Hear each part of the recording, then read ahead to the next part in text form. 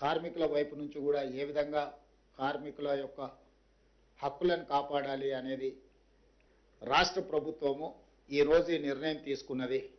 ఈ నిర్ణయం ద్వారా 1,11,00,000 మంది కార్మికులకు ప్రయోజనం చేకూరుతుంది. తెలంగాణలో కార్మికుల కనీస వేతనాలు పెంచుతూ ప్రభుత్వం కీలక నిర్ణయం తీసుకున్నట్టు సీఎం రేవంత్ రెడ్డి ప్రకటించారు. ఈ పెంపు జూన్ 1వ తేదీ నుంచి అమల్లోకి వస్తుందని తెలిపారు.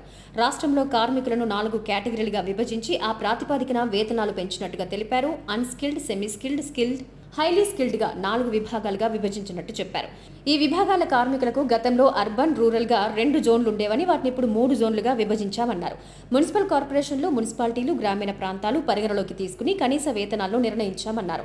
అన్స్కిల్డ్ కార్మికులకు ప్రస్తుత వేతనం 12,750 నుంచి 16,000కు, సెమీ స్కిల్డ్ కార్మికులకు ప్రస్తుతం వేతనం 13,592 నుంచి 17,000కు, స్కిల్డ్ కార్మికులకు 13,772 నుంచి 18,500కు, హైలీ స్కిల్డ్ కార్మికులకు 14,607 నుంచి 20,000కు పెంచినట్టు ముఖ్యమంత్రి ప్రకటించారు.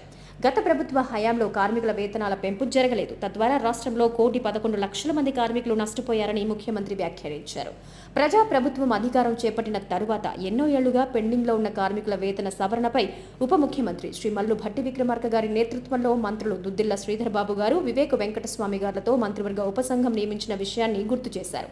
తెలంగాణ ఏర్పడిన తరువాత కార్మికుల సంక్షేమం కోసం మొట్టమొదటిసారి ఈ నిర్ణయం జరిగిందంటూ సంతోషం వ్యక్తం చేశారు.